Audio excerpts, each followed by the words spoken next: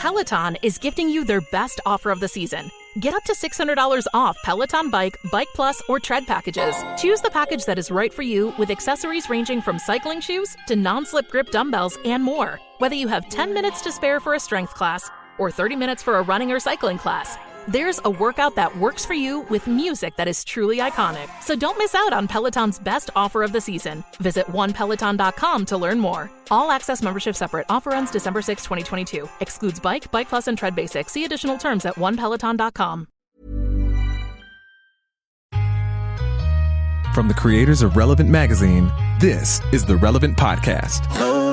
I do it for the culture, I take it global. I've been moreno, papi loco since Ocho Ocho. I like dance on the low, it's in my torso. I got fire like sancocho, see it in my ojos. Okay, we don't walk away in my go day, no way am I gon' leave. Oh no, not today, do not behave when blood is on the lead. Weep before you speak, though, think before you eat. How you love a country food more than its people. It's Friday, October 12th, 2018, and it's the Relevant Podcast. I'm your host, Cameron Strang, and here with me in our Orlando studio on the ones and twos, our illustrious engineer, my brother, Chandler Strang. Hello.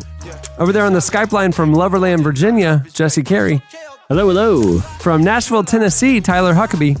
Hey, everybody. And joining us all the way from San Antonio, Texas, author, speaker, podcaster, and aspiring cowgirl, Annie F. Downs. Good morning, gents. I took it so serious last week when you called me a cowgirl that I came all the way to Texas to prove it. What are you doing in the great Lone Star State? I woke up this morning and you know the city looked a little bit darker. The sky was a little bit grayer. The birds weren't singing quite as sweetly as usual as they do here in the South. I knew what it was you immediately. Knew I wasn't just across the river. I had some events out here over the weekend, and I just stayed this week. Do y'all remember my friends that are in Wicked, the Wicked touring, the Broadway touring show? And they are both about to leave the show. And so since I was already here, I just stayed so that I could hang out with them and see the show one last time. How many times have you seen the show? With them in it, I've seen it 4 times. Wow. That's more than I've ever seen. That's more than the total plays I've ever seen, much less a single play. What do you think Wicked is about, Jesse? That's a great question. A heavy metal band. Okay, keep going. This should be a new segment. Jesse guesses what musicals I'll give you are. one more clue. No, I know it's witch related. I know it's bewitching. It's actually related to Wizard of Oz. That's right. It doesn't. Is this one of those things where it's like the alternative story, like from the witch's perspective? Because look, here's the thing. I feel like we're done with those culturally. Like I remember reading when I was a kid, The Three Little Pigs from the Big Bad Wolf's perspective, and I thought, okay, I remember that was like 3rd grade. I thought that's pretty original. We've had enough of it though. Like we need no more stories told from alternatives. Just let them live. Wicked's been around for a long time. It was kind of like it was one of the OG. That's like right. Maybe this bad person is actually Misunderstood. like a victim of misfortune. Yes. But that I don't know when the book was first written. It was a long time ago. My thing is, I don't like musical stuff. Like it's enough for me to have to suspend my disbelief that I'm so spoiled by movies that when I see a stage performance, I'm like, you know, well, obviously that's not a real kitchen. You know what I mean? Like I already have to suspend my belief that much. Now I got to suspend it that people are just breaking out in a song. Musicals ruin everything. There are so many things I'd be like, oh, I totally want to see that until I hear it's musical. Like Wes Anderson's next movie. It's like a comedy set in like the French Riviera. I'm like, ooh, that sounds kind of fun and interesting. I get like he's really embraced this whole like dollhouse thing now where everything lives in this weird manufactured little dollhouse world. That's fine. I will suspend my disbelief. But if they start singing, I'm out. Oh my I have gosh, zero you're interest. missing out, bud. You hate because you're a big Wes Anderson fan. I am. But you hate musicals more than you love Wes Anderson. They are so boring. Like literally, if I could just fast forward the music, or if you could just speak the dialogue, they should offer. Here's the thing: you're talking about alternative, you know, perspectives. Why don't they offer a musical where they just speak the dialogue? Like That's that would be a play. fine with me. That's literally a play. or a movie. Yeah, or a regular movie. Cameron, you're with me on this. I'm not a musical guy, but I am palpably feeling the absence of Eddie Kaufholz right now. I know, right? Yeah, that's true. Yeah, that's true. It's like when we have the Ask Science Mike button whenever we get off into scientific theory. I feel like whenever you go ranting about musicals, we need to have a Ask Eddie Kaufholz button. Mm-hmm, well, we know how contentious this would get if he chimes in, but I think everyone knows. Like, there's that movie about so there's that New Kids movie Smallfoot, and I was like, oh, like I'm into cryptozoology. Like, I love Bigfoot stuff. Like, this is something maybe me and my son can share a moment and go see it. Then I found out it's a musical, and I'm like, nah, I'm out. No interest. That sounds horrible. Like, I don't need a Bigfoot to start singing. Bigfoots are interesting enough. You don't need them to sing. Where are you at on movies that justify them, like A Star Is Born type situation, where the singing comes from a play, like these are singers? Yeah. Like, okay, Star Is Born or Once was is a good incredible. example. Yeah, and music was Once so was defining, so but it wasn't a musical. I mean, they didn't but sing the thing dialogue. is, like, if it makes sense in the context of what the plot is, like, so if in A Star Is Born or Once, it's like, hey, I wrote this great song, let me play it. That's a plausible scenario that could happen in real life. If the plot is they walk into an Italian restaurant and a waiter comes over and goes, I see a pair out on a date, spaghetti for two. Yes, please, extra sauce and a glass of wine. Like, then I'm out. That would never happen. I would leave that restaurant right away. If that's your idea of a musical, I'm not surprised you're not into it. Yeah, serious. Usually it's not the waiter taking an order. I've seen worse on Broadway. I think the only time I've seen musicals, I don't go to them in the theater, but on Broadway, I mean, there's a certain charm to them. I mean, like School of Rock. Even I took Cohen to go see. School of Rock was really on good. Broadway. Hamilton. It's a sensation. It's a big deal. We've already maligned Hamilton enough. I'm not going to give my take. We've already been. I think I missed that. Okay, let me tell you the thing about this that blew my mind yesterday. So we're in San Antonio and we went to SeaWorld and with the witches and the two women who are the witches, and they had they real? Wait, they're real witches? They're real witches. They also play witches in a play. Witches. It's unbelievable how they work that out. It's like method acting. Right? Yeah. I mean, make it your life is what they say. And they had the people who run the orca whales, like those trainers, had Jenna Claire Mason, who is one of the witches, Glinda, sing to the whales. And you guys, she sang Somewhere Over the Rainbow from Wizard of Oz. And it was one of the most beautiful things I've ever seen. The whales just like stood there up against the glass and they turned and put one of their fins up with one of their ears out of the water. I've never seen anything like it. They started singing back, though. In hindsight, they were singing, help me, I'm in captivity and I don't belong They here. were singing their order for spaghetti. I am a whale and I don't belong in a goldfish bowl. You see my fin, it's bent over, which means I'm sad. We're not here to be pro or con SeaWorld. If I was happy, it'd be up, but I'm sad, so it's not. With a voice that angelic, surely this will be the woman who is here to set us free. Oh my God. They think my moves they were nodding. They think my moves are just being silly when all I want to do is Free Willy.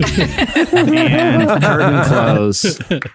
Listen, rapturous I'm applause. just trying to tell y'all a beautiful experience I was a part of. Free Willy the musical. It was That beautiful would be- for you. I don't know about the whale, though. The whale was like, this is cool. Maybe this seems like someone who's compassionate, not like a little kid who's like, mocking me by licking an ice cream cone in my face. Like, this is someone who could see that I was abducted. I was abducted from my pod.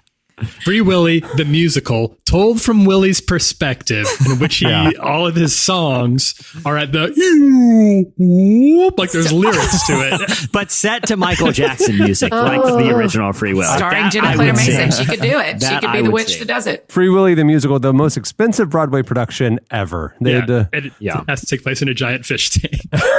Yeah, exactly.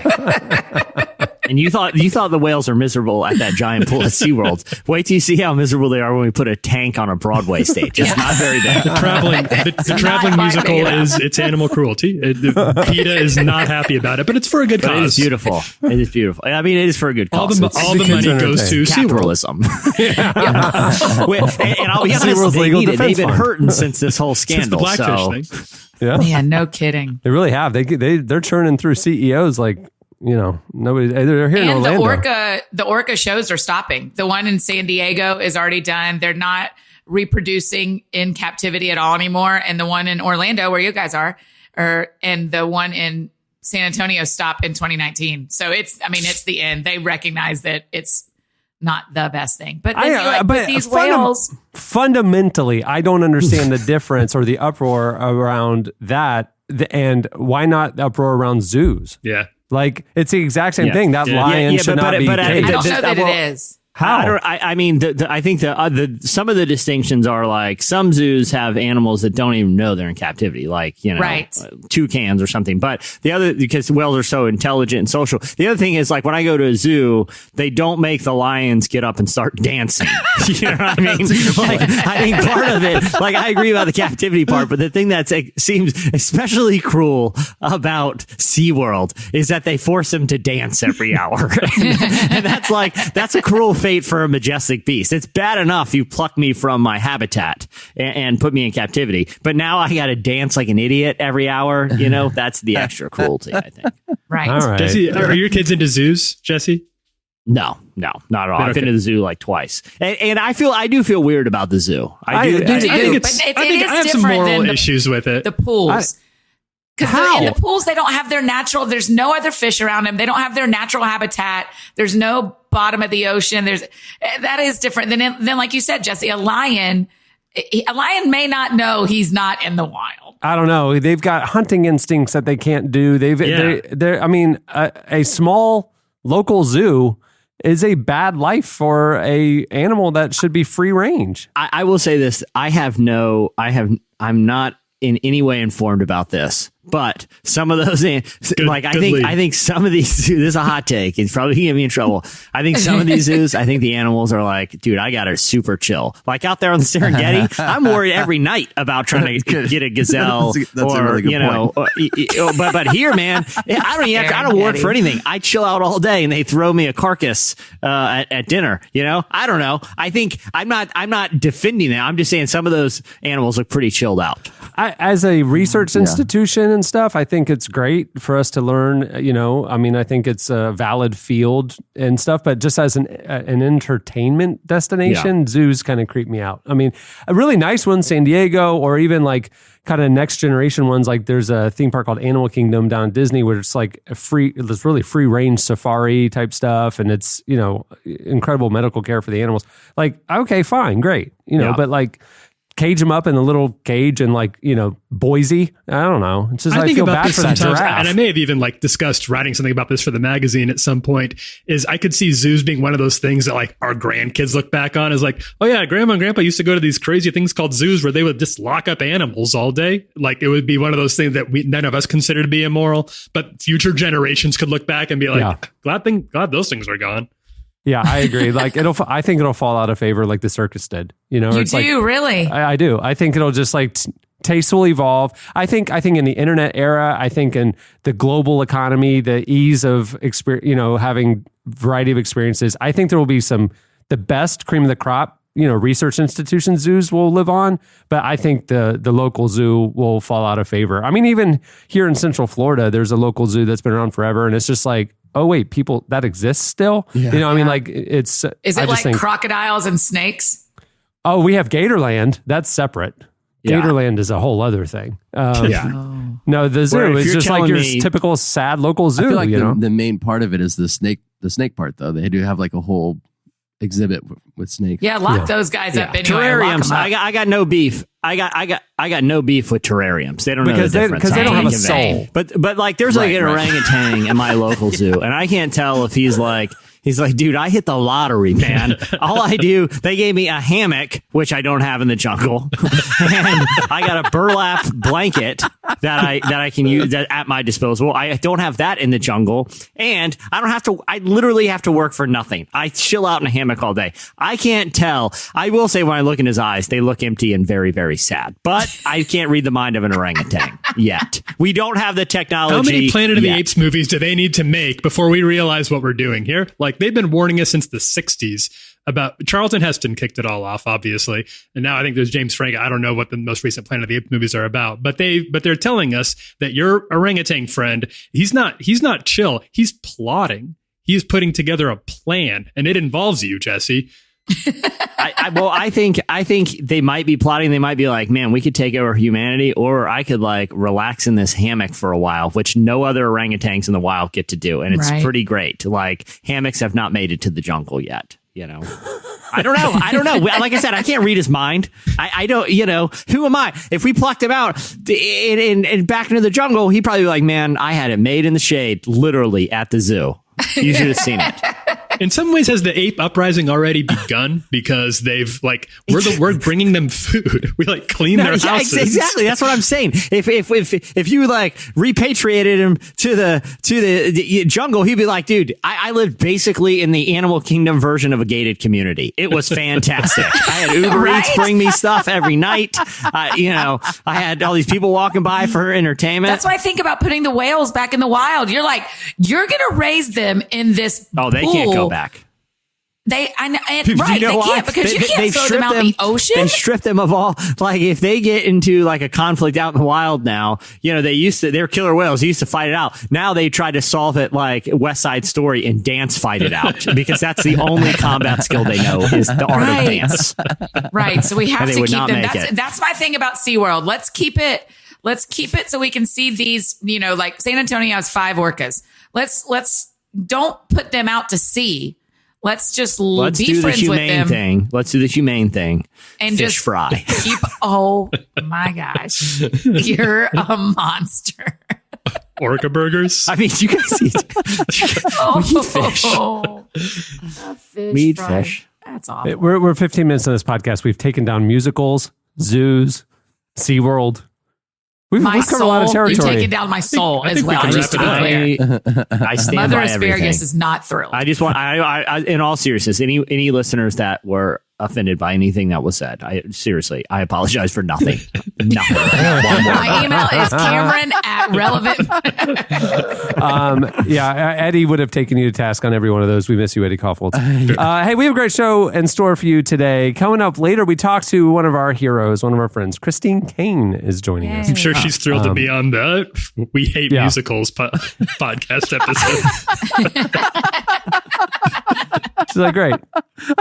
She's leading a generation to the Lord, leading movements, freeing slaves, leading a movement of women, preaching to the masses, leading people to Jesus. And she's stuck on our show after our takedown of local zoos. So sorry about that. Cameron, Cameron and I were at Catalyst and we hung out with Christine for a while, and I've never hung out with her in person. Usually my interactions with her in the context of, Skype. kind of, interviews or whatever. She's like the most chill person ever. Like, Isn't she I doubt awesome? she would have Whoa. Yeah. Most chill and also the most energetic and passionate and driven and focused person ever. Yeah. Well, I just mean with her schedule and hey, let's talk about whatever you want to talk about. I don't know what portion of the conversation you're going to hear, but Jesse, when we were at Catalyst conference last week, Jesse got the opportunity to interview a number of the speakers. And I mean, he was talking to everybody from Andy Stanley to Christine Caine to down the list. I mean, there was a whole bunch of people. Devon Franklin and others. And so when he was interviewing Christine, we had just done Impact Week and we supported A21 on one of the days. And it'd been forever since I'd seen her in person. So I wanted to crash his interview and say hi to her. And so you guys were in there for what, 10, 15 minutes? Yeah. And then, I just wanted to pop in and say hi. And we ended up all talking for another 45 minutes or something. Yeah. I don't know what. And when the recording was going, and it was just a very encouraging and challenging and kind of let's go change the world. God's doing a new thing, kind of inspirational conversation. And I don't know if part of that's going to make it onto the show today, but I hope you'll hear some of what we experienced. It was. Can I another funny interview moment? And I don't think I think I can say this. I don't know that it didn't. My recorder was going, so it was. It seemed like it was on the record. But I interviewed Andy Stanley. best-selling author, prominent pastor, really influential guy, and he's written a couple one of the most things influential pastors in America. He'd be up there at the Rick Warrens, the Craig Rochelle's. Yeah. He's not criticized. He leads. He inspires. He's one of the. He is criticized sometimes. Well, that's Jesse's point. So he's written a couple things for us recently, and he for a little bit more context, there was, some Christian media outlets were calling him out for a sermon and some quotes in a sermon that they were kind of taking out of context. And he wanted to set the record straight. So he did an interview with us about it for the site. And then we recently did some stuff, ran some stuff, that he wrote. He's got a new book coming out. And, again, he's kind of taken some criticism because of the stuff that he said and wrote for us. And so, but to our audience, it's relatively non-controversial things, but I think some of his typical readers may be a little bit more theologically conservative in their ideas. Anyway, so we go in. I've never met him in person. Shake hands. We sit at this table. Have you interviewed him before, Jesse? Yeah, I've interviewed him before, but this is we're kind of hanging out in his green room. And he's like, I'd like to read you a tweet before we get started. And I was like, sure, whatever. And he pulls out his phone and he's like, and he reads it. He says, "At Andy Stanley, please." And I'm paraphrasing, but he said, he goes, this is the tweet. "At Andy Stanley, please repent for continually talking to a lukewarm, effeminate magazine." And I was and that's going on the masthead. Yeah.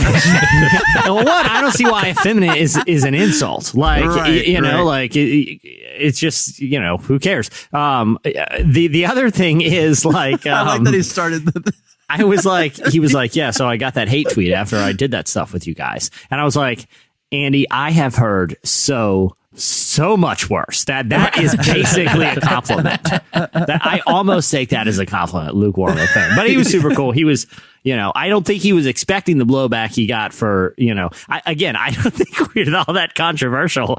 And lukewarm is such a weird thing to say about like a media outlet. Right. You know what I mean? Like, how do they gauge that? But compared to some of the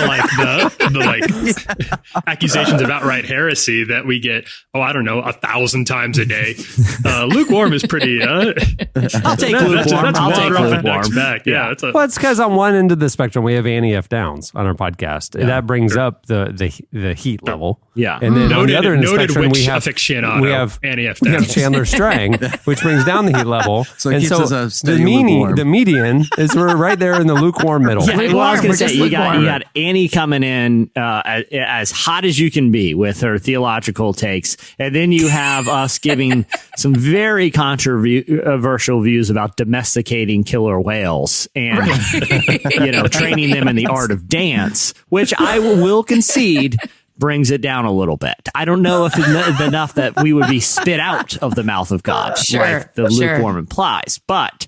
And I'd probably bring up fair. the effeminate part too, to be fair. Yeah, I mean, true. I don't know what else it would be, Annie. I don't think anybody. There's not a lot of people looking at the relevant mass and being like, "This is just too effeminate for my tastes." Too many women. Like, even if he said that over like a masculine, a lukewarm magazine, I would be like, again, like, is that an insult, or is that's just an observation about the tone? Right. I don't know. I mean, I don't know what they want from us. From those criticisms, it says a lot more about you than it does about the thing you're criticizing. I've heard that, and to be fair, I've heard that criticism a lot ever since we pulled the weightlifting demonstrations, full page posters from every issue. That's right. People have said you've gone soft, literally. So they're expensive, and I don't know why we did them in the first place, but we did a lot of weightlifting spreads. So fair point, Andy Stanley critic. I mean, Jesse, the reason why we were doing so much weightlifting is we wanted to inspire a generation of leaders like Stephen Furtick and Craig Rochelle to really get yoked and get jacked up. And you really did it. And we did. I mean, we've changed Christianity. And now we're going. Look at 'em. Now we're going more effeminate. Yeah. Now we're trying to raise up, different. This is going to go south. I remember. You're just letting y'all bury yourselves here.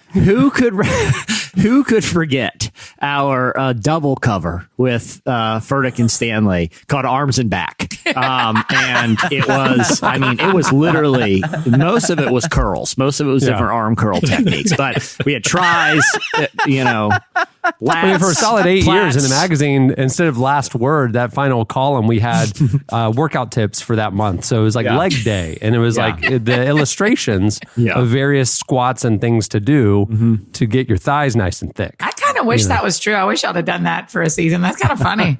Do you know that Breakaway magazine, Focus on the Family's much missed like teen boy magazine? Is it not that back? Because the girl one is Brio, back. Brio is back, but Breakaway, sexism in America, ladies and gentlemen. Welcome to 2018. Speaking of effeminate. Thanks, Holly Weird.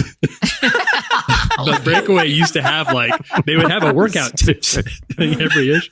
They even have workout tips?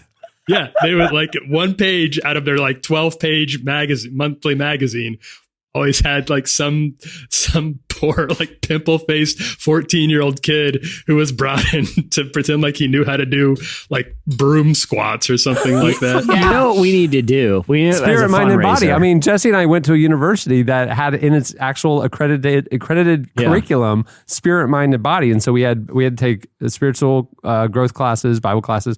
We had to obviously do your academia, and then we were graded on physical fitness in our university. Oh yeah, so, measurable, and we had to take. Too.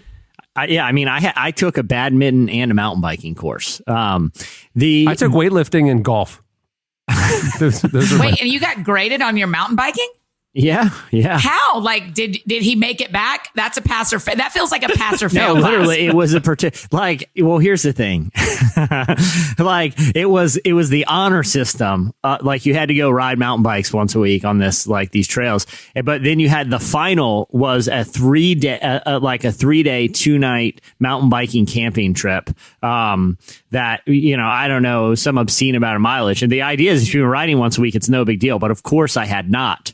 And just thought I'm just going to gut it out on the trip and nearly died. That feels really true of you. It was me and my buddy Rob Fouch totally blew it off. One night they had to send a truck, a pickup truck from in town to go look through the mountains. They eventually found him. He was hiking down a dirt road trying to cheat his way to a hitchhike back to camp and got lost. He didn't pass that class.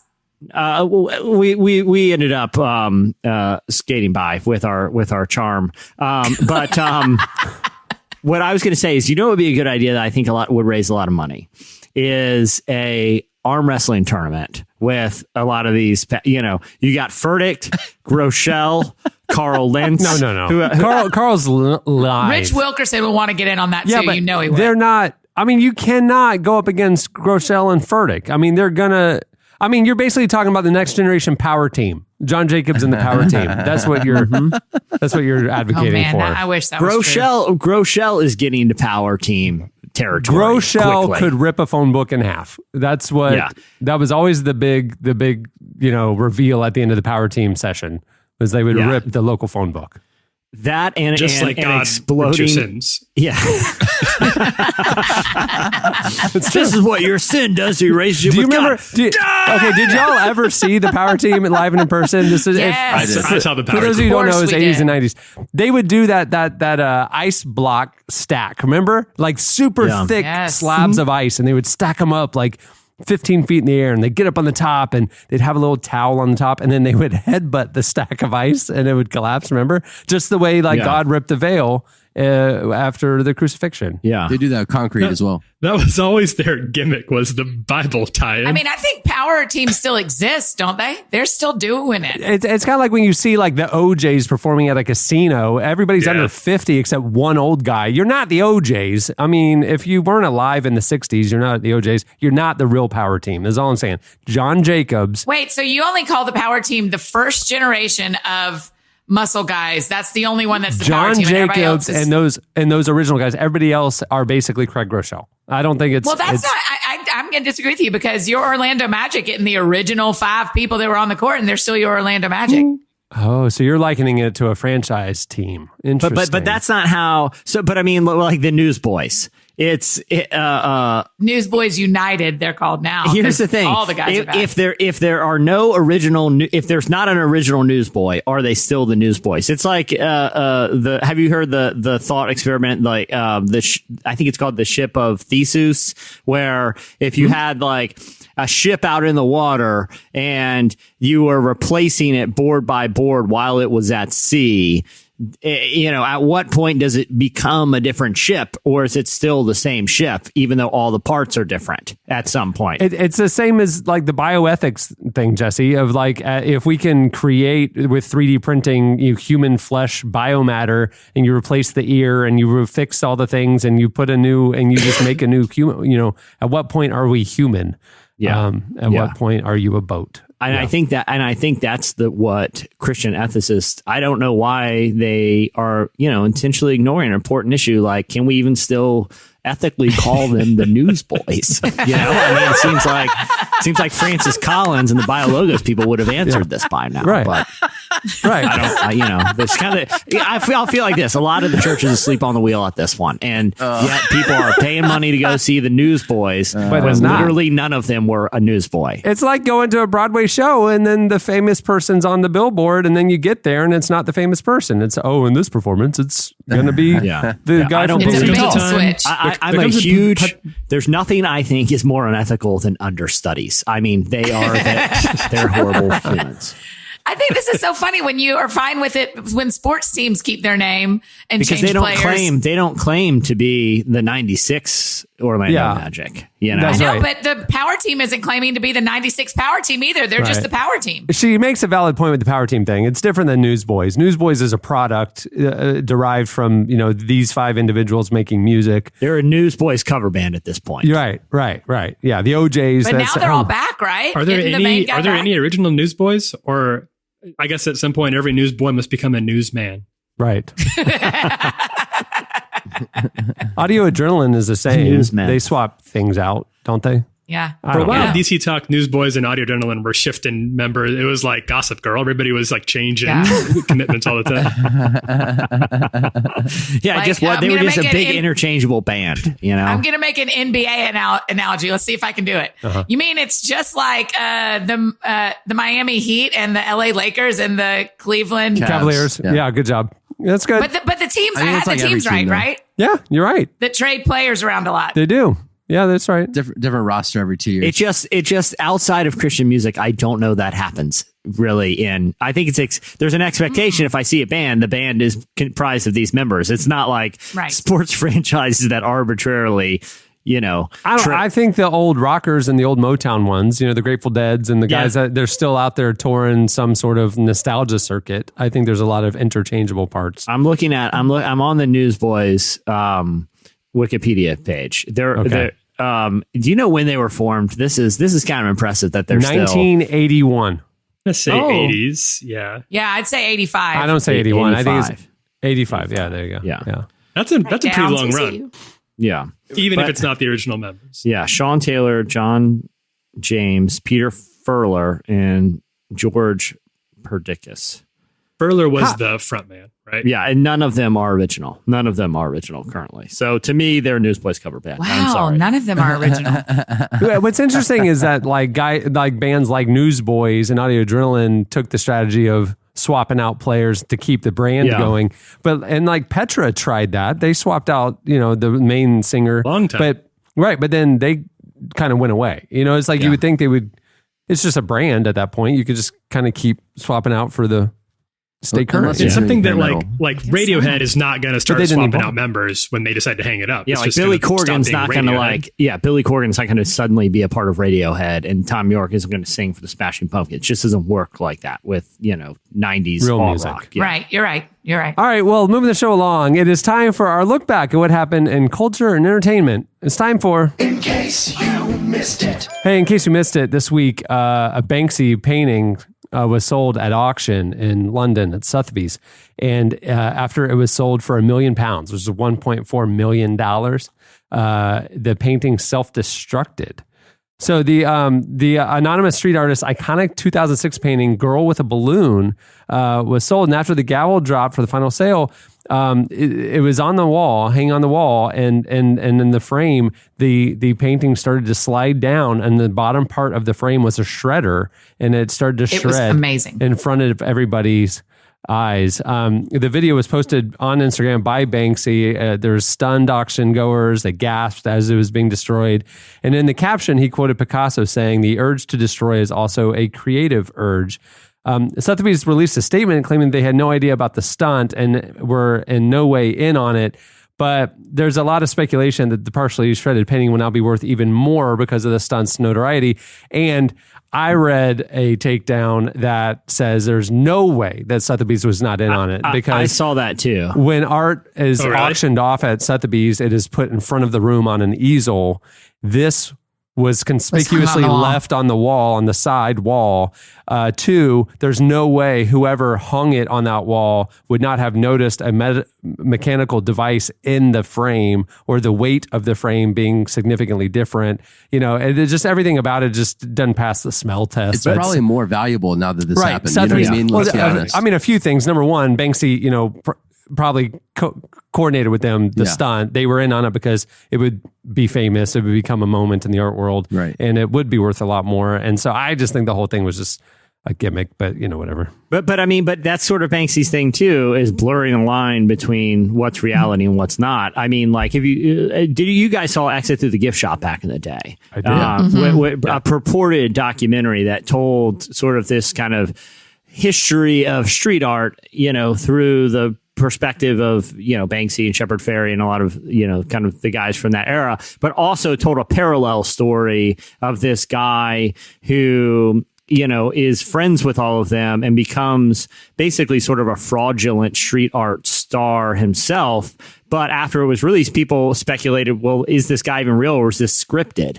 And that was sort of the point too, is like, does it even matter what's real and what's staged if it has the same impact, you know? Yeah, it's fascinating. It's sort of meta commentary on it himself, on the art thing itself. Like, does it matter if it's a gimmick or if it's real? If it elicited the reaction we were going for, you know, because isn't everything sort of a gimmick? So, I mean, there's even that kind of meta commentary there built in. I mean, that's the meta commentary that I take when I watch my reality TV marathons every night. You know, it's like, is it fake or is it real? I don't care. I'm entertained. You know? Yeah. Does it even matter? Yeah. I do feel the same way sometimes, Cameron. Yeah. Does it even matter that not one original newsboy is in the Newsboys? I still, when I hear Jesse, Breakfast in Hell, I'm still rocking. Does it not matter that not one original hardly New York housewife is still there? Cameron will still watch. Does it matter? Does it matter that none of them are housewives? Yeah. You know, I mean, I don't care. As long as there's drama, we're good. As long as someone gets a mimosa thrown in their face at a contentious brunch, I'm in. I am in. Does it matter that Captain America isn't going to be an Avenger after the next Avengers movie? We're going to have that whole new crew. Yeah. Yes. I don't even know what that means. What are you talking about? Black Panther's world now. What does that even mean? What are you talking about? I know. I was like, tell us more. I had to jump on this train somewhere. Yeah, that's right. That's true. I don't really follow that. Everyone brought their area of expertise in that conversation. Right. What happened? What happened with Captain America? Well, Chris Evans, who plays Captain America in the Marvel franchise, posted a cryptic tweet hinting that he had just wrapped the next Avengers movie and it would be his last one. I know. I saw Relevant cover that. Relevant was very sad and upset. I had nothing to do with that. I know you weren't. You were off that day. That was not my piece. I'm saying Relevant, the brand, is very upset about the superhero who's passing on or something. I don't know. Well, I will say it's the significance is, you know, the speculation is all like a lot of the original ones, like Captain America and Iron Man and all of them are going away so that, you know, Chadwick Boseman and Brie Larson can now take the reins as like they're trying to diversify their marquee stars for you know. That would be my speculation, is that like Chadwick Boseman and Brie Larson will kind of be the Robert Downey Jr. and Chris Evans of like the next 10 years of these movies. It basically, like, it's no longer going to be a franchise like led by like white dudes. You know what I mean? Like, good. Yeah, that's sort of the implication. Yeah, I think it's a cool thing. Speaking of white dudes, in case you missed it, Narnia is headed to Netflix. That's a good tie over. That's a good transition. Well done. The platform has struck a deal to make new movies and episodic programming based on the classic Christian fantasy novels from C.S. Lewis. C.S. Lewis's grandson, Douglas Gresham, who helps oversee the Chronicles of Narnia franchise, said advances in production and distribution technology have made it possible for us to make Narnian adventures come to life all over the world. Netflix seems to be the very best medium with which to achieve this aim. There's no word yet on a release date. What do we feel about this? This is the canon. This is like sacred, text. I know. Is it sacred? Why is it more sacred than? I mean, did you feel that when they made the movie? I felt like, okay, so my mom raised me on these books. Like I had, like these were the bedtime stories. Like she really loved them, and so like there's something I revere about the books. Like, and so it pains me when like they're done, the movies are done poorly, or it's cheesy graphics, or it's like whatever. It's like, oh man, we could have done better. So like I don't know. Like, do we trust Netflix and this production team that's being assembled to do it the way that you would hope it? I'm withholding judgment until we know more, right? Because right now all we know is that it's happening, and Netflix. And we haven't seen Netflix screw it up with book to movie or book to series, have we? I think the spectrum is pretty broad. Like some of them are really good. That's my thing is like they just sign these huge deals and they'll give a chunk of change to like Adam Sandler or whatever, and then they'll like put out a movie that's kind of half baked sometimes, So a lot of movies that are half baked because like what is the other than so I'm trying to think of like high concept stuff that's really well executed. Like, so for no matter what you think of like the franchise, I think most people would say like the quality of something like Game of Thrones is like incredibly high, just from production value and, kind of everything they put into it. But I don't know that Netflix has an equivalent of that. Like they keep trying to position themselves as a prestige. Stranger Things is literally the only one. And Maniac was pretty high quality. That new Jonah but it's Hill not that accessible. I mean, the big complaint is like, but people are going to get turned off.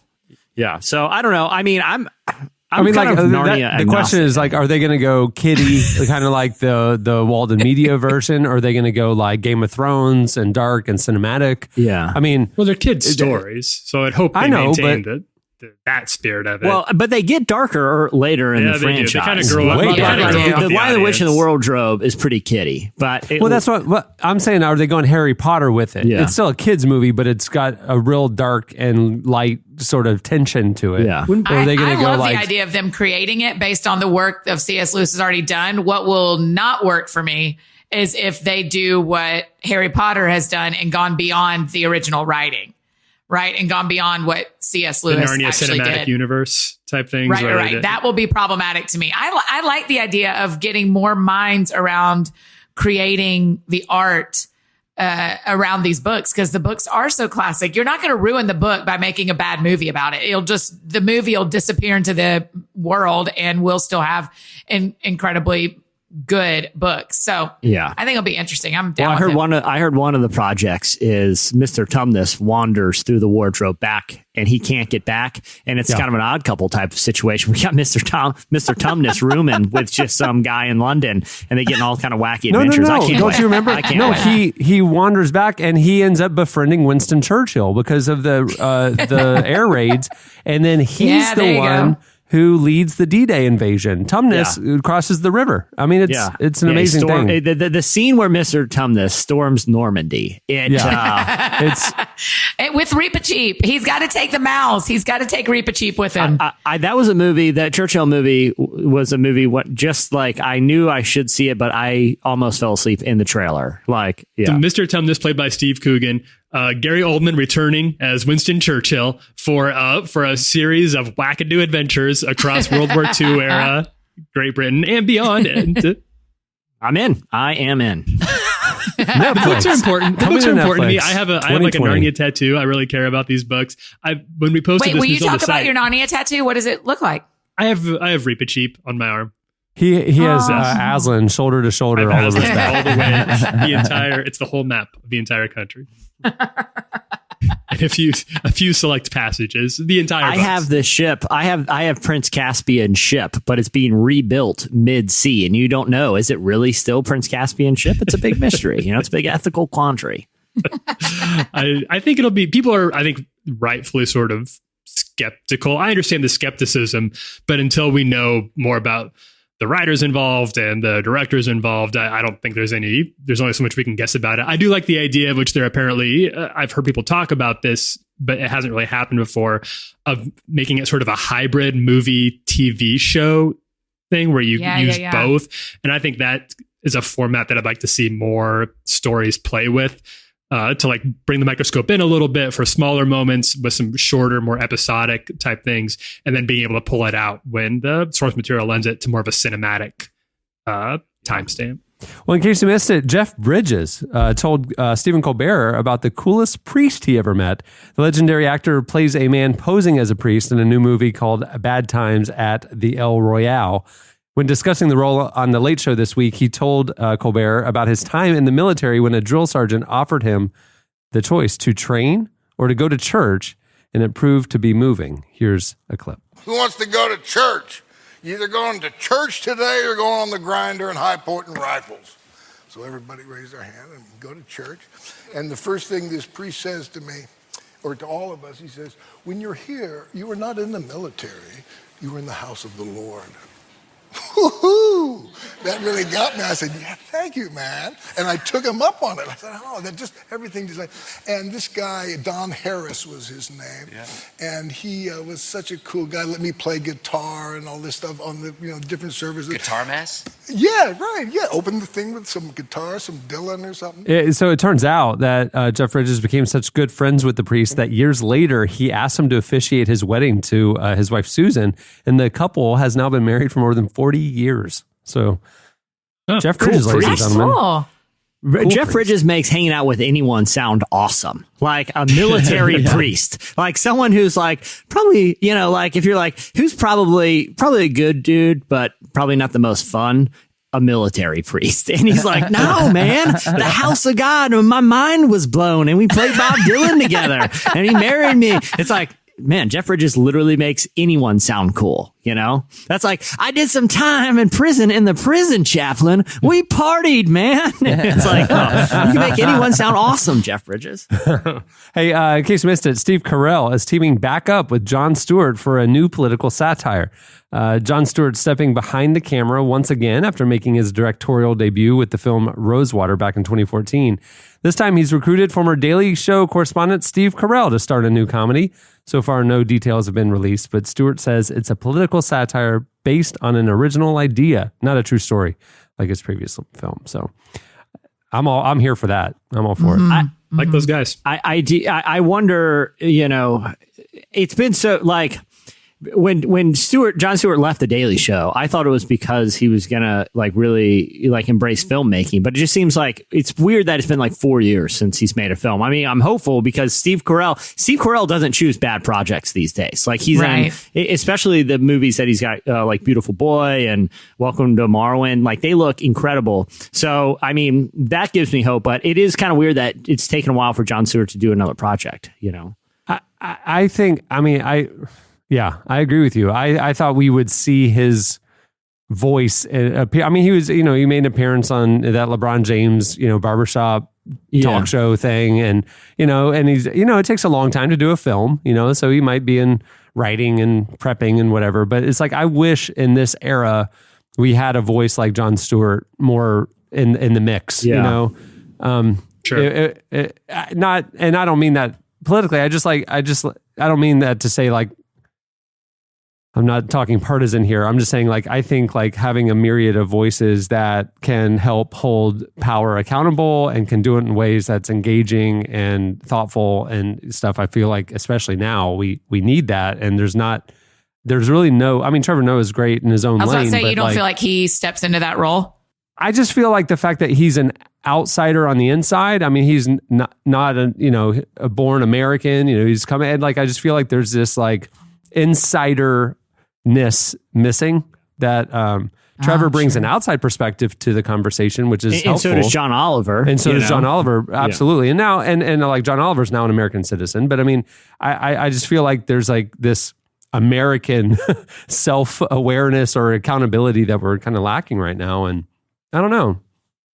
Samantha Bee's doing great. I mean, but again, it's not like the same kind of sharp political accountability that. Yeah, that I think you hit brought. the nail on the head by saying what Stewart did was hold power accountable, because he did that very, I think, not always, but often very fairly. And I think a lot of people who tried to copy Jon Stewart sort of misread his brand as just being the funny guy who makes fun of conservative politics a lot, which wasn't really what Jon Stewart did when he was at his best. And we don't really have a voice other than Colbert, but Colbert's on doing a late night show. You know, he's not doing a political show anymore, so he doesn't get into it as much. I thought what Stewart did masterfully was point out hypocrisy, you know, like whether it be on the right or left, he would show clips of, you contradicting yourself. And like, he hold power accountable.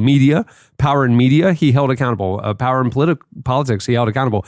And I agree with you that if you actually look at what he covered, he was very thoughtful and fair. Where somebody maybe like a Bill Maher, you can dismiss as just being like a one-sided perspective, where you actually felt like Jon Stewart, kind of towed the line a little better than he sure did way better than Bill Maher does. For sure. Well, Bill Maher, man, is so disappointing sometimes in that, like, I'm constantly intrigued by the guests that he has. Like, I feel like he's great at booking. He pulls ideologically great cast, ideologically diverse guests. But I feel like a lot of times I watch a show and it's like huge missed opportunities, because he'll have someone like a Jordan Peterson, along with like someone who is like a more like liberal commentator, and then someone who's right in the middle. And Bill Maher never challenges them in a way that they should be challenged. I feel like it's a lot of missed opportunities. If someone were to take that role and, do panels with people who think differently, but are able to navigate it better than him, I think that would be a show that I would be interested in watching. 100%. I wonder if part of the reason Stewart sort of stalled out is because so much of his brand was based on holding people accountable, because there was this certain idea of we were all using the same vocabulary to talk about politics, and that's just hasn't been the case over the past 2 or 3 years. Yeah. And his brand, his voice, his platform is so unmoored from where it used to be that it wouldn't even be. I don't think he could say anything and be viewed as the sort of fair referee that he largely was through much of his time hosting The Daily Show. I don't know what he would say. I don't know what, frankly, almost any political satirists can say in 2018 that's really going to be heard as a fair and honest critique. It's really difficult. Yeah, that's what I was going to ask. Is there anybody that any of us can think of that is going to be listened to the way Jon Stewart would? Though I don't know that anybody that was really polarized left or right listened to Jon Stewart, but he did seem like a more interesting voice, bringing up ideas that a lot of us could ask the same question. Yeah. Is there anybody doing that right now? I don't know that there is. Besides us, obviously, our hard-hitting journalism here on the podcast. I think John Oliver, but I mean, the format being only weekly, being on premium television, it's one major topic. Specific. It's like, I think it's just relegated itself to a niche audience. And then, obviously the media landscape that's widely accessible is just completely partisan. I mean, you have your left and you have your right, and that's it. And there's nobody kind of navigating this, helping people thoughtfully or critically think in the middle. And I do think Stewart's voice is missing right now. To your point, Tyler, honestly, I think he just got tired. I mean, he did it a long time. Yeah. And he just needed a break. And maybe that speaks to... Because there were some times toward the end of his run where he would get, like before we knew it was into his run, where he would get visibly almost like I'm over... having so much emotion because he felt so disturbed by what he was reporting. Yeah, he obviously cared very deeply. Like, this wasn't a joke to him. He was funny about it, but he was very passionate about it. Yeah. Well, it's like after a while, it's like you feel like you're screaming to the abyss. Like it's like nothing's getting better, nothing's changing. This is crazy. We're still it's getting worse, and it's almost like you give up. You feel powerless. I don't know that that's what the direction he went. I just think honestly he got tired, which would maybe speak to why he kind of went away for a few years. Yeah. Instead of like jumping into like another thing, like Bill Simmons did when he left ESPN, he just kind of jumped into another lane. I think Stewart really just needed a break, and he's letting the crazy happen, and he's going to see where the dust settles, and I think he'll reemerge at some point in some way. I just, the landscape is just so different now. Yeah. And that, I think that it's such an interesting analogy, even just for people, maybe they might have media personalities, but how they spend their time and what they think about. There's that old adage, like if you look into the abyss long enough, it starts to look back and it starts to wear you down. That's a good line right there, Jesse. You know what I mean? And for someone like Jon Stewart, obviously that's his job, is to analyze and expose this hypocrisy on a day-to-day basis. But I think kind of even the lesson for media consumers is like, look, man, if I just look at all of this toxic, difficult stuff all day, and that's only what I concern myself with, at some point it is going to wear you down, and you do have that defeated sense. So I think there is kind of a larger lesson there too, of like, liken that to, a lot of teachers burn out because of that. It's like always hard and always, like every year it's just like you're starting over, and I would think that would get very tiring. And then a lot of pastors burn out because of that. I read a stat that like out of 100 people graduating from seminary this year, one will retire a pastor. One. Oh man, that's brutal. He's a military priest that hangs out with Jeff Bridges. He's just a laid back cat. Do y'all know I used to teach elementary school? Have we talked about this before? Yes, of course. And and you don't anymore. I was the stat. I made it 5 years, and that's the like national stat, is that teachers last for 5 years in the public school system. And there is a lot of reasons why I left. I certainly didn't leave purely out of like, I can't do this anymore. But there is some of this that you're talking about of like, no matter what kind of change I enact in my little world, it actually does not enact change. Yeah, it's like I want to change the world. I'm doing something to affect hearts and minds, make a difference. I want to see things change. I think Jon Stewart approached his comedy show with that thoughtfulness and intentionality. Pastors approach it like that. Teachers approach it like that. People are wanting to make a difference, and it's like year after year after year after year. If you're not seeing that progress, it's like, is this worth it? Like it's life draining. It takes so much, and if it's like, you don't get that quote unquote return on investment, you don't see a fruit of your labor.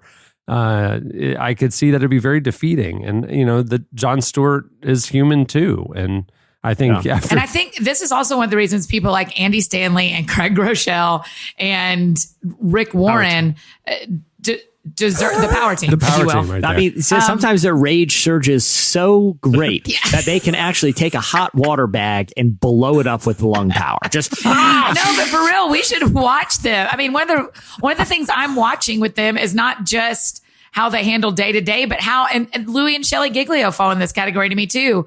Beth Moore. People who have done this their ministry, who are the 1 out of 100. How do we watch their lives and go, what, and ask the right questions? Not like, how do you write your sermon every week, but what are you doing in the secret and where no one is seeing you that is helping you to persevere till the end of what you're called to and not give up in the middle? It is the top question I'm asking people right now that are one day older than me in ministry and in life is, how do we do this well for the long haul? That's exactly what we started talking to Christine Caine about. Yeah. And again, I don't know if that's going to be the segment of the interview here, but that's the thing. It's like you're running this literally world-changing organization with A21. It's been 10 years now. It's, winning awards from the UN and all these countries for freeing slaves. Propel Women is, by pretty much any measure, the largest women's ministry going now. And then she is speaking a sermon on the Hillsong channel every day. So it's like a lot of these people who do like speaking to arenas and conferences, they have like 3 talks that they rotate. Yeah. She is coming up with new material for a daily preaching show on the Hillsong channel. So it's like, crazy. I'm like, how? How? They have hundreds of employees on A21. They have hundreds of employees. How? And she said the thing that gets her going is at the end of the day, the same thing that she was doing 25 years ago when she was serving the local church only, was, you know, it was all about her time with the Lord every day, and that the Lord was speaking to her, and she was spending time in the Word and in prayer, and that He was the pipeline, and she was obedient. And when he was calling her to do things in local church, she's just been obedient when He's called her to do other things. And she says the number one thing is just unwavering commitment to spending time with the Lord every day, and that He is my strength. He is the pipeline. And if He opens a door for me to do something, I'll do it. And if He closes a door, I'll close it too. It doesn't matter because my relationship is all that matters. And I'm like, that is easier said than done, because my struggle has always been in that place, the Lord will speak something, a dream or whatever. And then my natural tendency is to kind of get my focus on the thing, and like I'll get more focus on what I'm doing for the Lord than the Lord, and then inevitably I'll run out of gas. It'll get hard. Dude, no and joke. then in that season, the Lord gets my attention again, and it's a cycle throughout my year and throughout the years. And like she's like, that's why it's so pivotal for her that all that matters is her relationship with the Lord and her relationship with her family being healthy, and everything else is secondary, you know.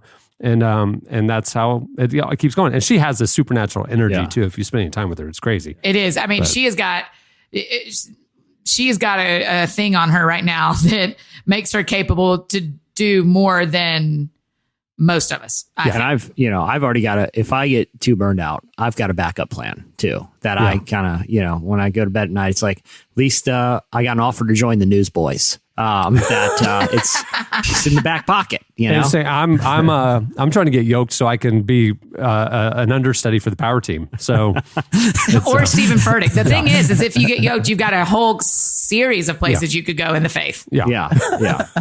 You also need to make sure you have your scripture memorization down, because you have to shout the verse that's inspiring you right before the phone book. You got to Colossians 4:12, and then it's like, 2 Timothy 15. That's not in verse. Who cares?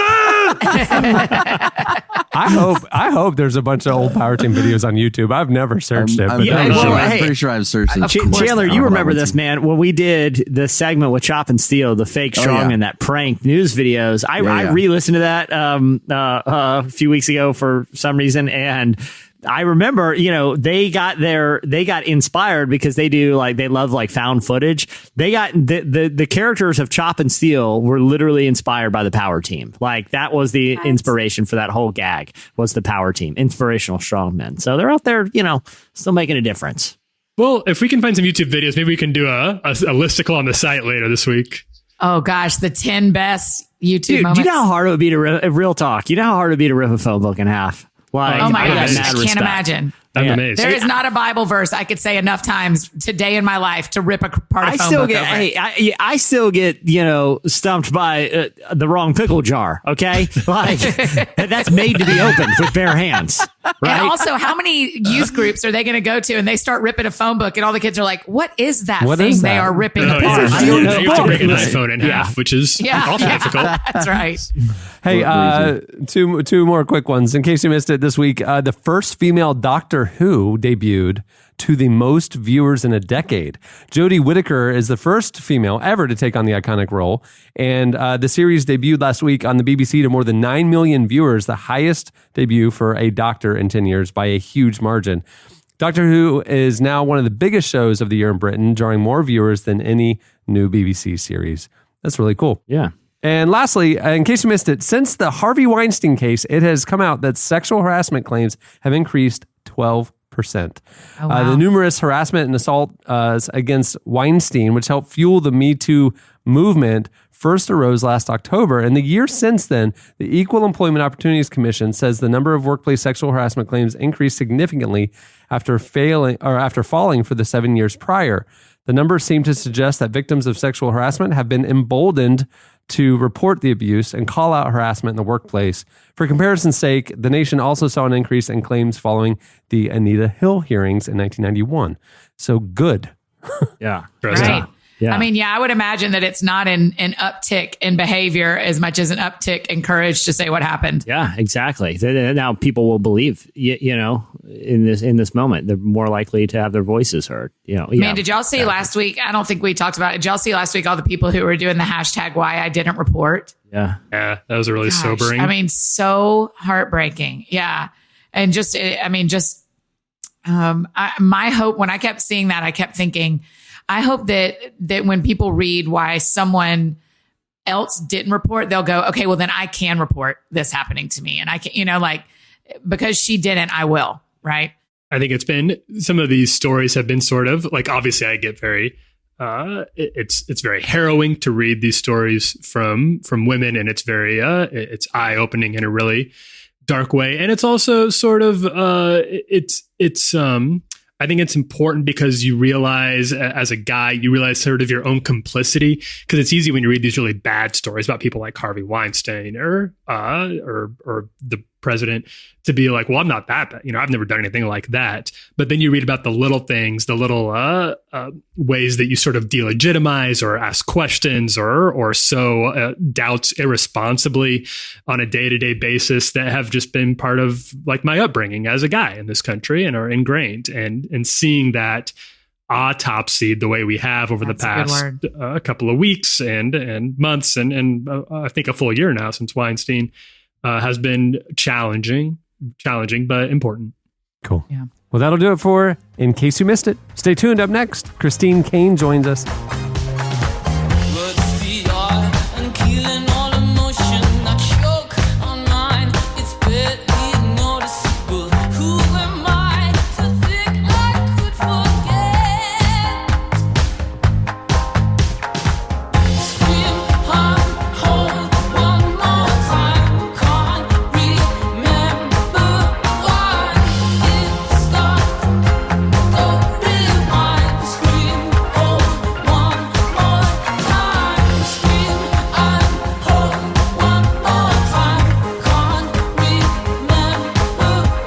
Listening to Methyl Ethel. The song is Scream Hole. At the beginning of the podcast, you heard KB with his new single, Long Live the Champion, featuring Yariel and Gabriel Rodriguez.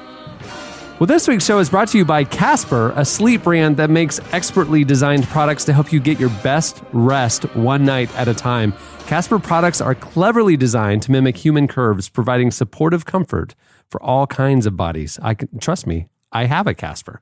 You have a kind of body. All kinds of bodies. And I have a very abnormal body. Hey,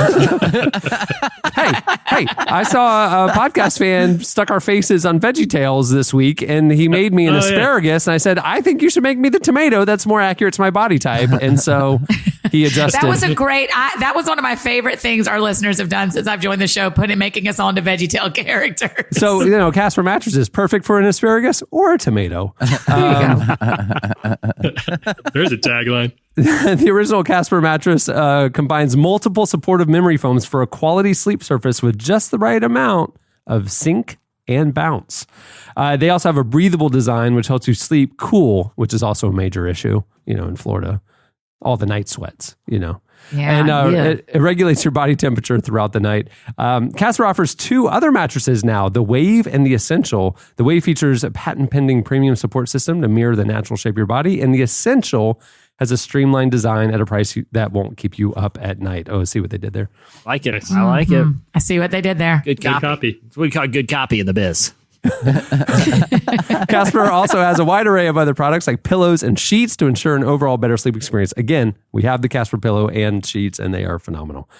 They can offer affordable prices because Casper cuts out the middleman and sells directly to you. You can be sure of your purchase with Casper's 100-night risk-free Sleep On It trial. 100 nights is a long time. It's 3 months. You can do a lot of damage in 100 nights. Oh, boy.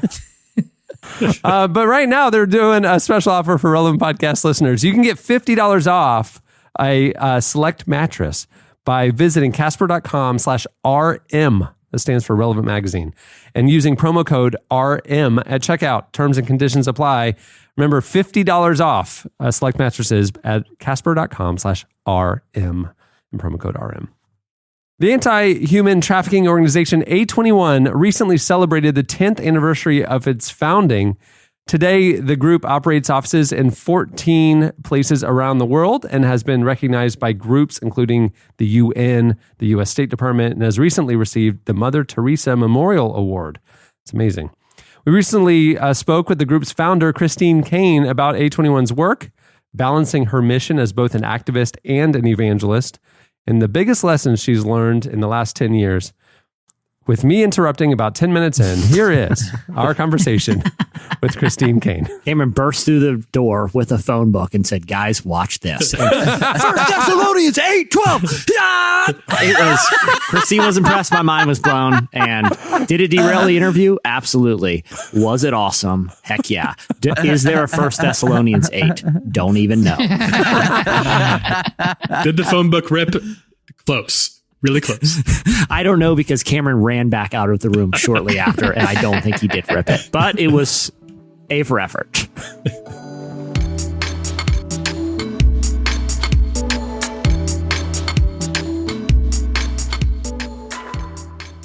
So where do you see, because it was the 10th anniversary of the founding in Greece, right? Yeah. That was the...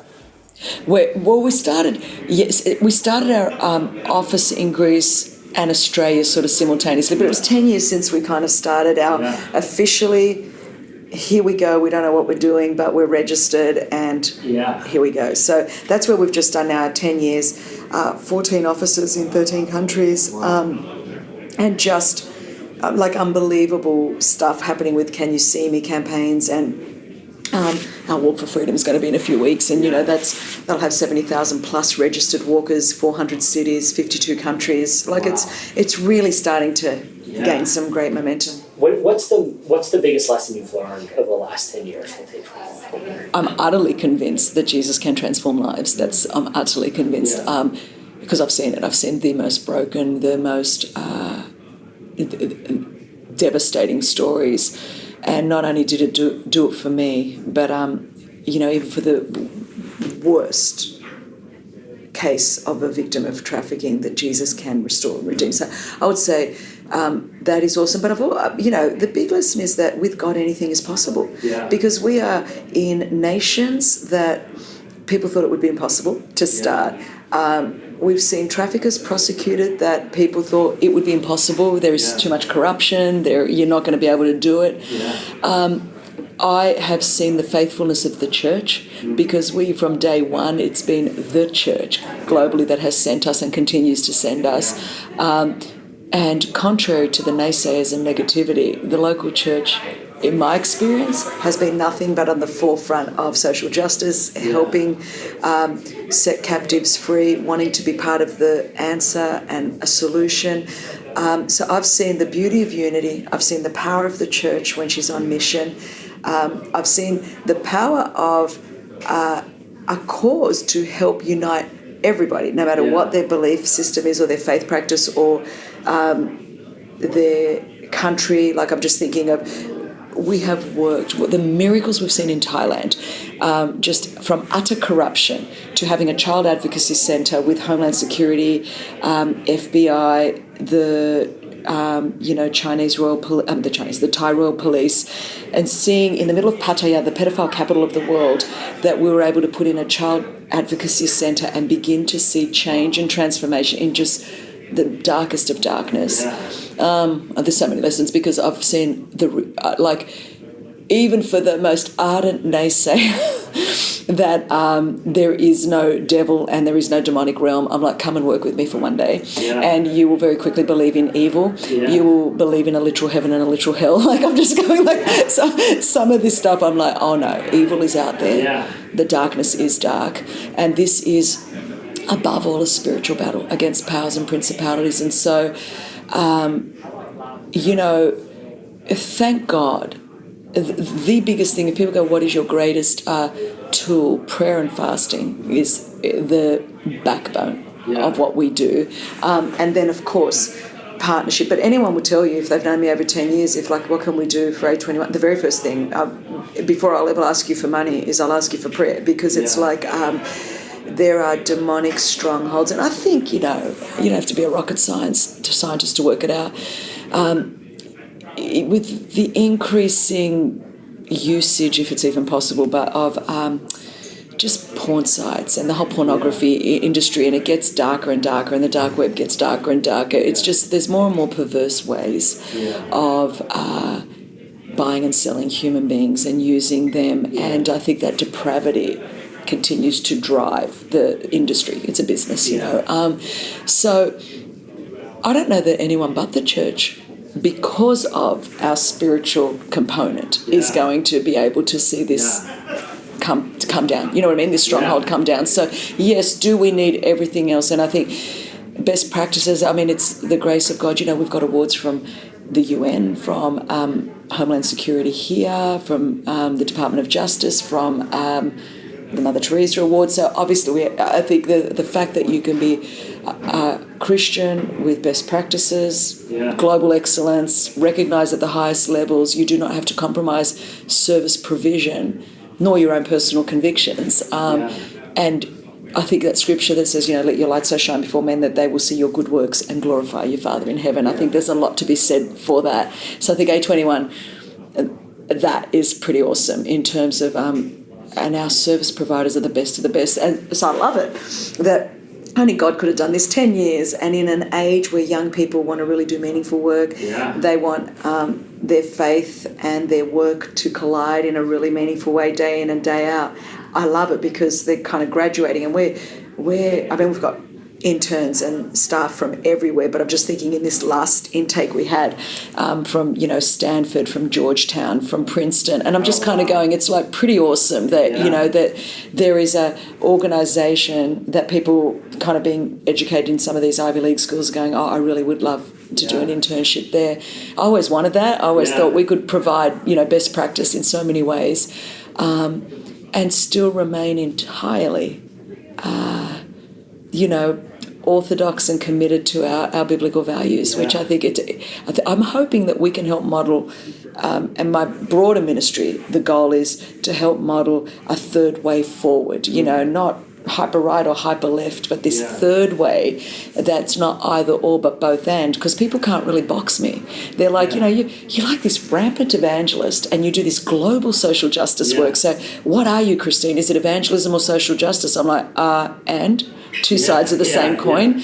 Christine, you're sort of like kind of charismatic here, but you go to Wheaton in grad school and you're you're doing a Bible study with Lifeway, but you're from Hillsong. So what are you, Christine? Is it spirit or truth? I'm like, and both two sides of the same coin. Is it faith or works?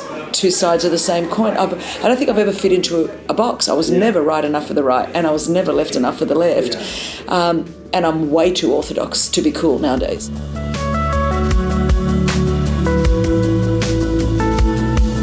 That was Christine Caine. Up next, your feedback.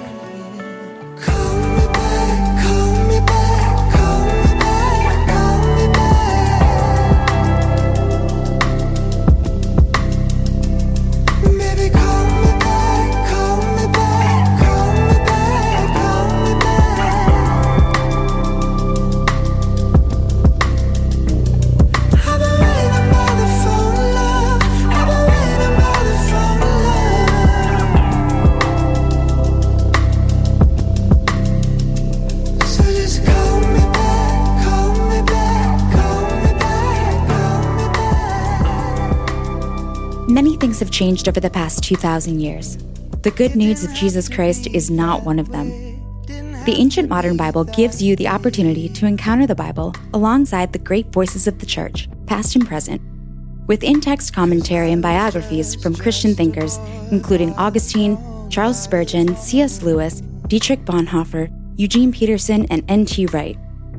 Full-color design that uniquely blends modern typography with traditional sacred elements. One faith, handed down for all the saints.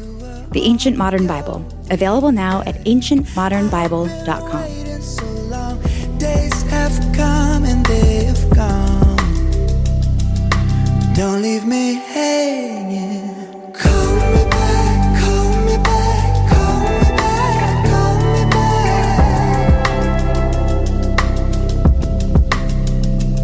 Baby, call me back, call me back, call me back, call me back. You're listening to Young the Giant. The song is Call Me Back. Been there.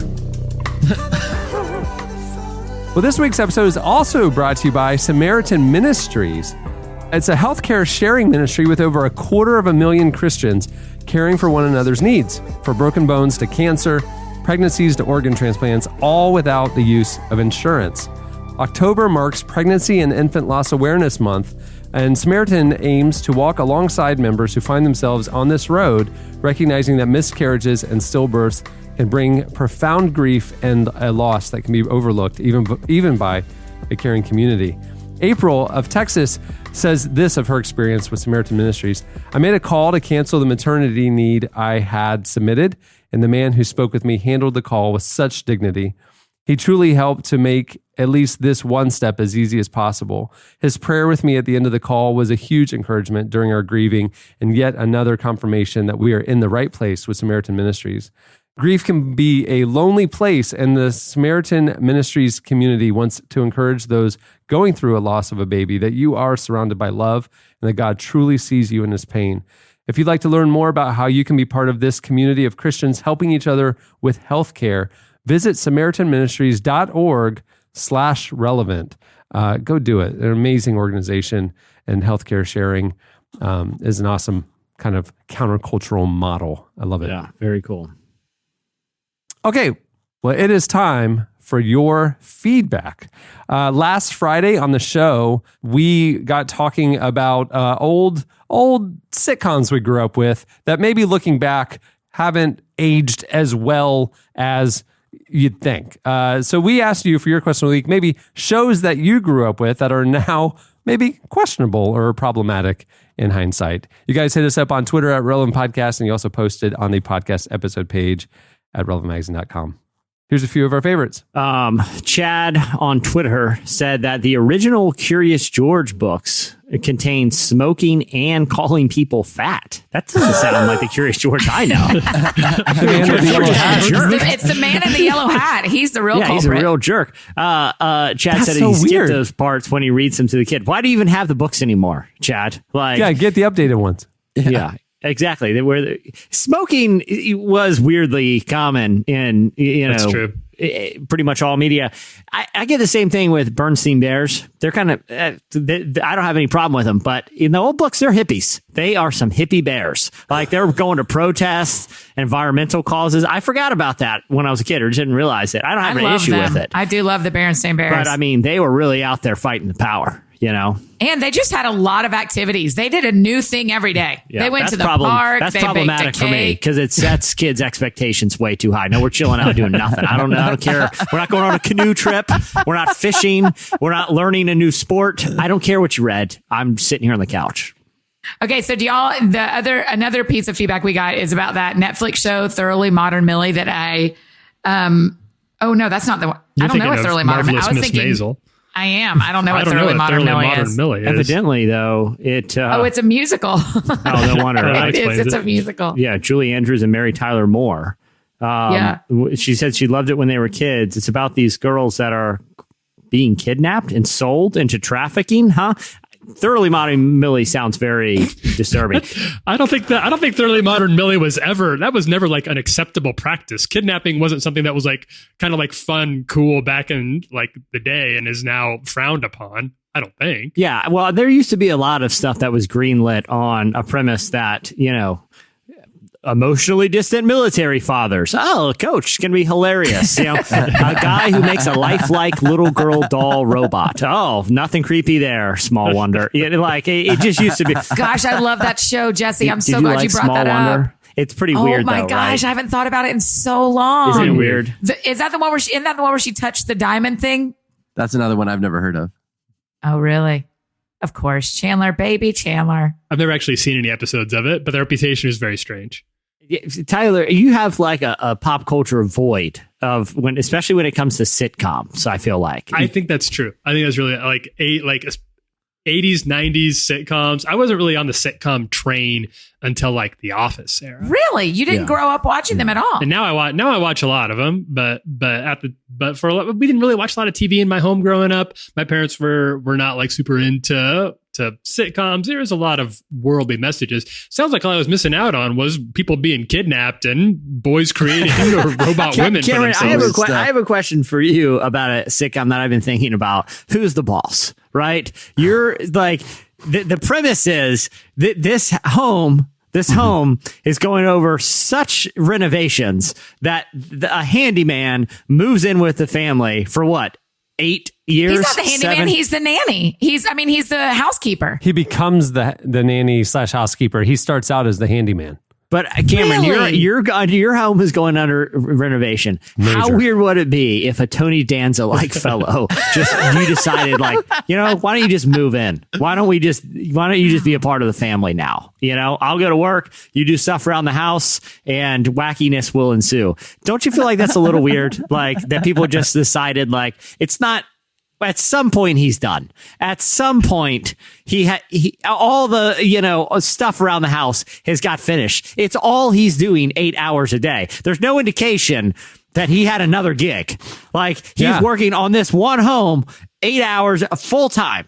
What's problematic is that he clearly is milking it and taking advantage of these nice ladies who are keeping him employed. Yeah, he's just trying to milk them of all their money. He's definitely breaking stuff off camera so that he can go back and fix it. No, it's just a nice tale of a guy moving in with a family.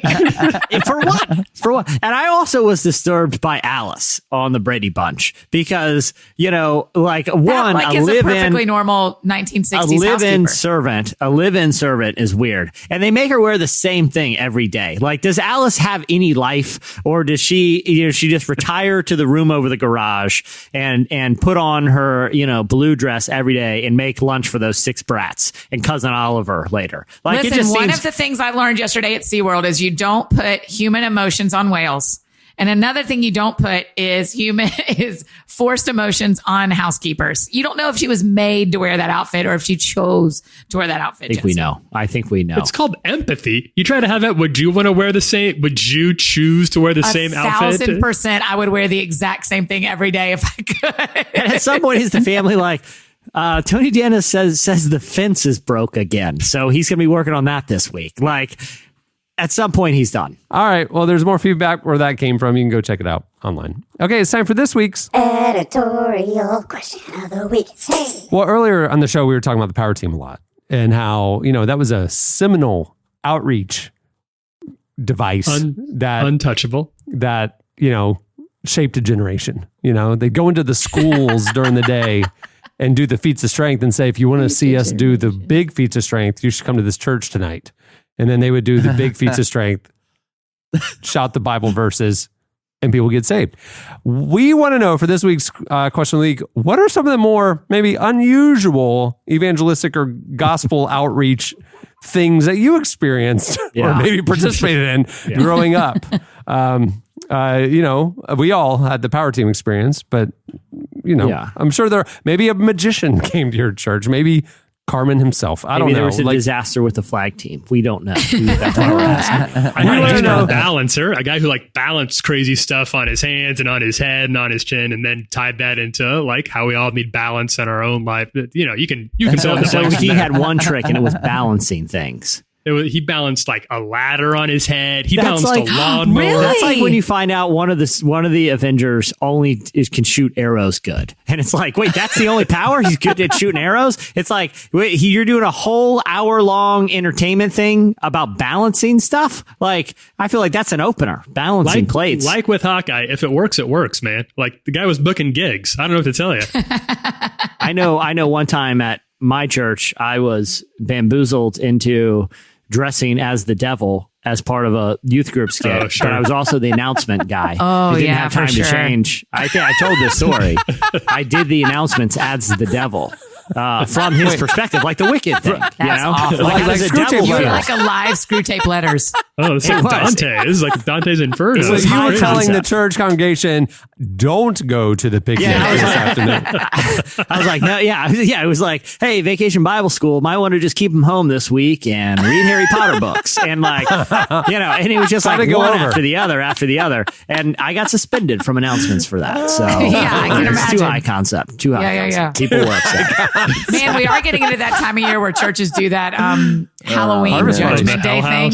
Yeah, harvest parties. Can't wait. Holy Ghost weenie roast. Yeah. Oh, yeah. It's Heaven's Gates, Hell's Flames. Not so haunted hay rides. They're just really lame, slow rides. Well, it's one of two directions. You're either going like trunk or treat, Holy Ghost weenie roast, safe for the little ears type. Yeah. Family friendly, or you're going to go scare people out of hell. Yes. You're going to You walk through horrific car accident scenes and stuff. That's this isn't so much scary as awful. Yeah, that's true. The goal was to terrify you, and it wasn't so much terrifying as like, ugh, that's not good. So hit us up on Twitter at Relevant Podcast, or you can post your longer weird evangelism experiences stories at the podcast episode page at relevantmagazine.com. I mean, I do want to hear these and I don't want to hear these. Are we going to be so embarrassed of our belief system after listening to this? We're going to have new business ideas after this. Well, many thanks to Christine Caine for joining us today. You can follow her on Twitter at Christine Caine. And you can learn more about A21 at a21.org. Incredible organization. Thanks also to the show's sponsors for making the episode possible. Remember, you can get $50 towards select mattresses by visiting Casper.com/RM and using promo code RM at checkout. Terms and conditions apply.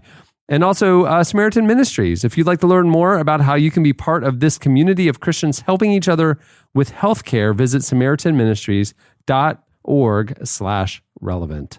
Well, hey, if you like the show, head over to iTunes and rate it and leave a review. It helps other people discover it. If you don't like the show, keep it to yourself. But Jesse, you have been eyeing the comments lately. What's a comment that a listener has left that's caught your eye this week? I'll read two. One is titled Mowing Listening Material. I listen to the podcast every week while I mow. Really enjoy it. Y'all are great. I have a question about this user's yard because we put out 2 a week. I don't know what he's using to make it grow, but I'm very impressed. This is the green thumb. Maybe he's just a very slow mower and only does a couple. Or he just keeps going and he treats the entire street to a nice, tidy lawn. Because maybe he lives on a golf course. Maybe he's a groundskeeper. Yeah, there you go. Yeah, he's a professional groundskeeper. This one's called Instant Love with the podcast. She says, I can't get enough of this podcast. I am just sorry that I ran out of episodes to binge on. Now she's got to wait for new episodes every week. So she went back and listened to the archives. That's very impressive. But she says, I have to warn you to be careful while listening and running. Sometimes I have to stop because I'm laughing too hard. Otherwise, it's perfect. What fantastic feedback. If you haven't heard the 690 or something episodes that we've done, you can go to relevantmagazine.com and they're all there. You can go through the archives. Just caution if you're going for a jog. It's more of a mowing pod than a running pod, according to this. And hey, listen, I don't think runners should put on us that we're the reason they stopped running. That feels like blame shift. I'm not here for it. I don't mind. I think they just stopped because they were tired and running is boring. That is what, hey, says the guy who just did quite a lot of running. Quite a lot of running and haven't run since. All right. Well, on that note, we'll wrap things up. I'm Cameron Strang. I'm Chandler String. I'm Jesse Carey. I'm Tyler Huckabee. And I'm Annie F. Downs. We will see you on Tuesday when Jesus Culture joins us. Buscando mi sortija como KD. Un saludo a los boricuas en el Navy. Representaron latino hizo KB. Nos hicimos bajo el sol, baños de sudor. Laboramos todos los días aunque hubo dolor. Lo negativo no nos mata, nos hace mejor. Nuestra fuerza no depende del alrededor. Oh, Cuba, Chile, Nicaragua, Argentina y Bolivia. Latinos somos ya familia. Thank you for listening to the Relevant Podcast. If you like what you heard, be sure to leave us a review on iTunes. Check out other shows from the Relevant Podcast Network in the podcast section at relevantmagazine.com. And while you're there, browse exclusive podcast merchandise at our online store. Make sure to subscribe to Relevant Magazine. Info is available at relevantmagazine.com/subscribe. Back for vacation, but the people still make it. They will never break it. Cause we're dealing all with the grace here. Be amazed here. Spend a couple days here. See the courageous people that you don't want to migrate yet. I really want to have the gospel for the nations. Cause I see sheep when you say your heart's full, homie. I see eat when I see weak. I pray to God I see me. Come on. One time for the south side.